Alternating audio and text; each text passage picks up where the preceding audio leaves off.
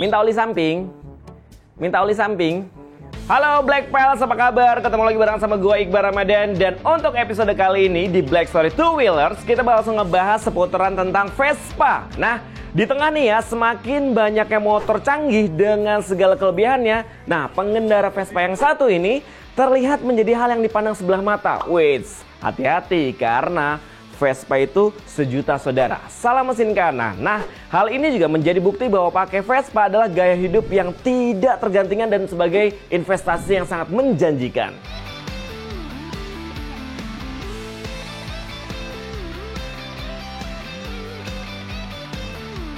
Ngomongin seputar tentang Vespa, kamu tahu nggak, penggemar Vespa di tanah air juga ini termasuk terbesar di dunia. Dan tidak heran ya, kemarin kita baru mengadakan yang namanya Vespa World Day 2022 yang diadain di tanggal 9 Juni 2022 tepatnya di kota Bali. Dan seluruh para penggemar Vespa ini berlomba-lomba riding menuju kota Bali. Karena apa? Karena pengen tahu nih keseruan yang ada di Vespa World Day 2022. Dan termasuk ya penjualan Vespa di Indonesia ini tertinggi loh di dunia. Keren kan?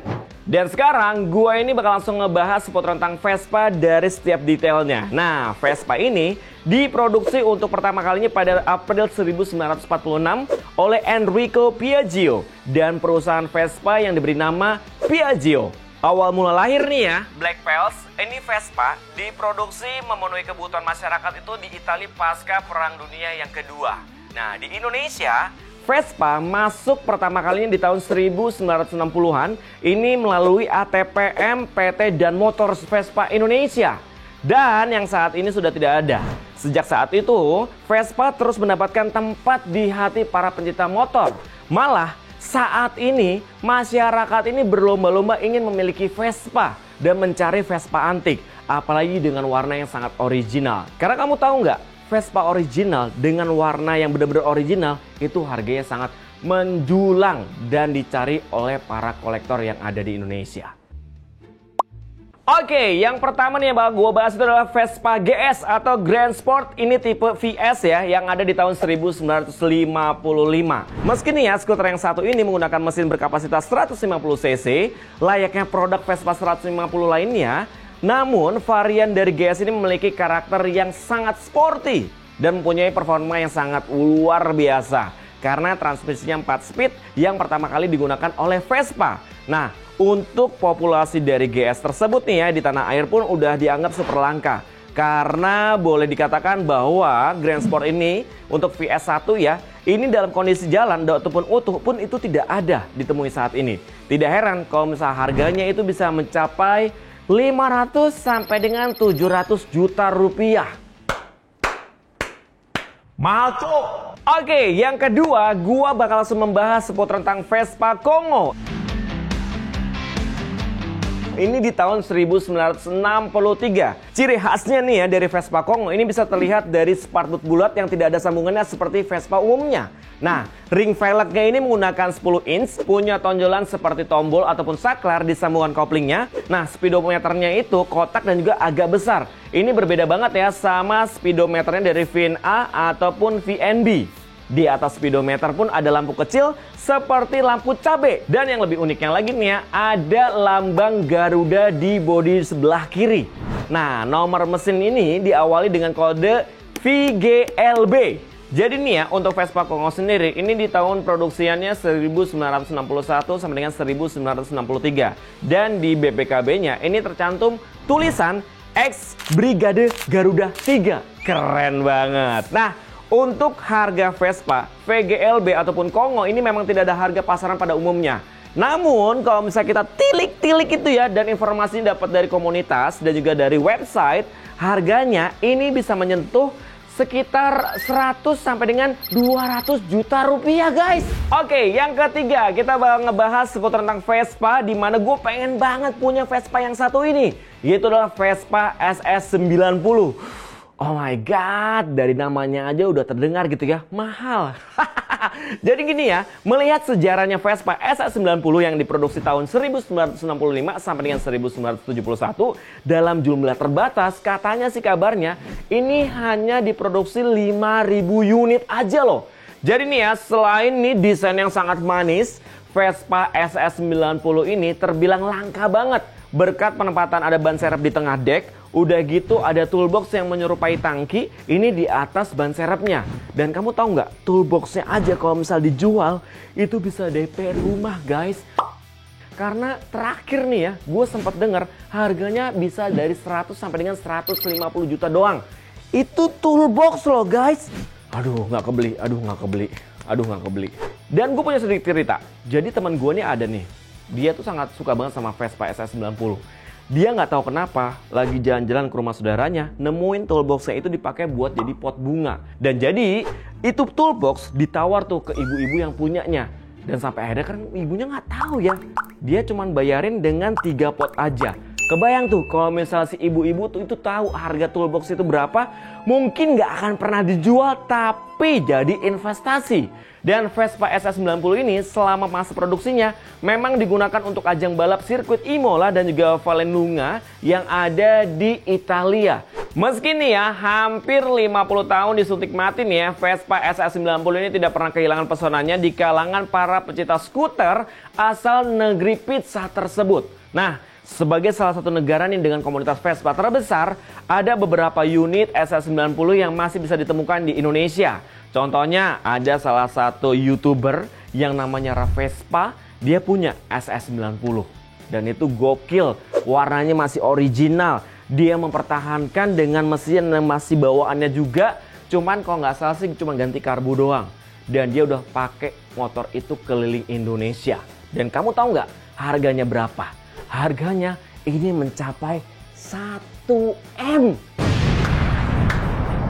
Luar biasa, kamu yang punya SS90 dengan warna original, kamu akan menjadi orang kaya mendadak. Gak apa-apa, walaupun direstorasi tetap harganya mahal. Gak bisa gua beli, aduh pengen banget. Oke, yang selanjutnya gue bakal langsung ngebahas nih Vespa PX di tahun 1975 sampai dengan 2011. Jadi nih ya, Piaggio pertama kali ini memproduksi Vespa PX itu tahun 1975 dengan varian 125cc, 150cc dan juga 200cc yang bermesin 2 tak transmisi manual. Nah, Piaggio ini mengembangkan PX series dengan meluncurkan P200e pada tahun 1981. Nah, pengertian nih dari huruf E itu adalah pada sistem pengapian yang sudah mengadopsi elektronik atau CDI. Oke, untuk tahun 1992 ini muncul Vespa Excel yang biasa dibilang Vespa guru. Karena nih ya Black Pels rata-rata yang menggunakan Vespa Excel itu adalah seorang guru sekolah. Keren banget ya, karena mempunyai bodi yang cukup besar serta telah tersedia electric starter sehingga lebih mudah saat menyalakan mesin. Jadi kamu nggak perlu tuh yang namanya tinggal langsung nyala itu motor, ya nggak sih? Dan kalau misalnya menurut gua sih ya, Vespa Excel itu adalah Vespa yang paling nyaman untuk dipakai untuk di segala medan, ya nggak sih? Mau touring bisa, mau daily juga bisa. Itu dia. Jadi nih ya, memasuki era milenium, tepatnya di tahun 2003, ini hadir Vespa PX 200 Millennium yang diklaim memiliki daya maksimum sebesar 12 horsepower dengan kecepatan maksimal sebesar 95 km per jam dan sudah memenuhi standar uji emisi gas buang Euro 2 loh. Sayangnya nih ya, pada tahun 2007, Vespa PX ini harus berhenti produksi karena tidak memenuhi standar uji emisi gas buang Euro 3. Dan penjualan terakhirnya ini diberi nama seri Ultima, seri terakhir ya. Karena sebagai edisi terbatas yang memiliki windshield dan juga rak bagasi depan yang berlapiskan krom. Serta velg krom dengan ban strip putih ataupun white wall. Pada tahun 2011, Piaggio ini kembali memproduksi Vespa PX dengan nama New PX 150 yang diperkenalkan melalui pameran EICMA show yang ada di kota Milan. Jadi nih ya, mesin seri PX terbaru ini masih menggunakan desain mesin two-stroke dengan kapasitas 125 sampai dengan 150 cc. Namun sudah dilengkapi dengan analytic converter yang berfungsi agar gas buang yang dihasilkan ini memenuhi standar Euro 3. Nah, harga nih yang dibanderol di pasaran ini mencapai 100 sampai dengan 150 juta rupiah per unitnya. Tetap mahal. Oke, untuk Vespa selanjutnya itu adalah Vespa Corsa di tahun 1991. Nah, buat kamu nih para penggemar dari Vespa yang mungkin agak sedikit malas gitu ya buat Kickstarter, tenang aja. Ini Vespa mengeluarkan Vespa Matic pertama, yaitu adalah Vespa Corsa yang meluncur secara global di negara asalnya. Italia itu pada tahun 1984. Nah, namun di Indonesia, motor yang satu ini baru diperkenalkan pada tahun 1991. Mulanya nih ya, segmentasi pasar Vespa Corsa ini menyasar kaum hawa. Jadi buat cewek-cewek gitu loh. Dan hal ini terlihat dari bentuknya yang kompak. Corsa ini tidak dilengkapi dengan pedal rem belakang yang biasanya diaplikasikan pada dek kanan bawah. Nah, pedal itu dipindah ke stang kiri menggantikan tuas kopling. Dan Vespa Corsa 125 ini adalah skuter matic 2 tak yang menjadi pelopor skuter matic yang ada di Indonesia. Dan harganya nih ya, wah, kalau misalnya kamu dapetin yang bagus nih untuk Corsa, tadi udah disebutin sekitar 25 sampai dengan 30 jutaan aja. Berminat? Jadi nih ya, untuk Vespa selanjutnya kita langsung ngebahas seputar tentang Vespa 84 yang ada di tahun 2001. Menandai ulang tahun yang ke-50 nih ya, Vespa ini mempersembahkan Vespa 80 dalam 3 versi, yaitu adalah Vespa 84, ada Vespa 82, dan juga ada Vespa 82 Injection. Nah, Vespa 84 ini mendulang popularitasnya di era milenium, karena untuk pertama kalinya Vespa ini hadir dengan mesin 4 tak serta transmisi fully automatic. Jadi nih ya guys, Vespa 84 ini menjadi basis Vespa Ferrari Limited Edition yang dibuat khusus untuk tim Ferrari saat merayakan pencapaian mereka di kejuaraan dunia Formula One. Yang bikin gegernya lagi nih ya, ternyata harga Vespa Matic yang satu ini nggak murah guys. Kalian tahu nggak? Untuk harga dari Vespa 84 ini sekitar 90 sampai dengan 140 jutaan. Dan maklum ya, sangat mahal karena modelnya sangat terbatas dan sudah tidak diproduksi lagi. Oke, yang terakhir nih ya guys, kita langsung ngebahas seputar tentang Vespa Super edisi ulang tahun yang ke-450 DKI Jakarta di tahun 1979.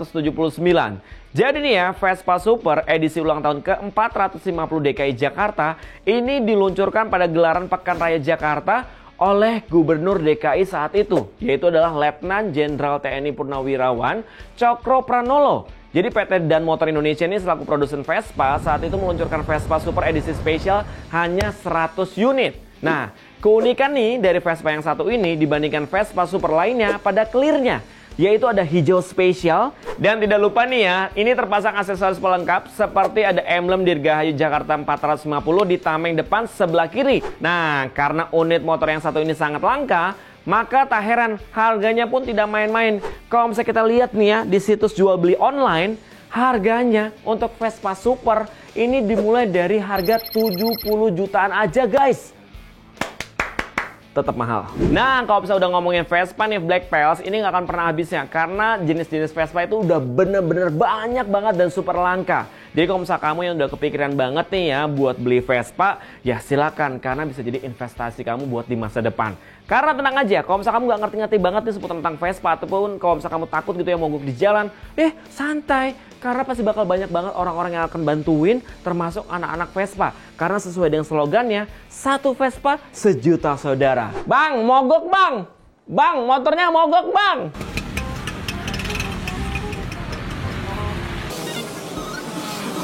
Tiba-tiba mati. Nah, terserah deh, mau Vespa restorasi ataupun Vespa yang masih original, itu bisa langsung kalian beli. Tapi lebih oke sih kalau misalnya Vespa original. Karena apa? Harganya akan tetap mahal kebanding sama yang sudah direstorasi. Bebas, yang penting kamu punya Vespa. Gitu ya. Dan jangan sampai kelupaan juga nih ya buat kamu nih Black Pals untuk like, subscribe, dan juga komen di channel YouTube dari Black Experience. Karena waktunya udah habis, berarti tandanya Iqbal Ramadan harus pamit. Terima kasih banyak dan sampai ketemu lagi. Salam mesin kanan.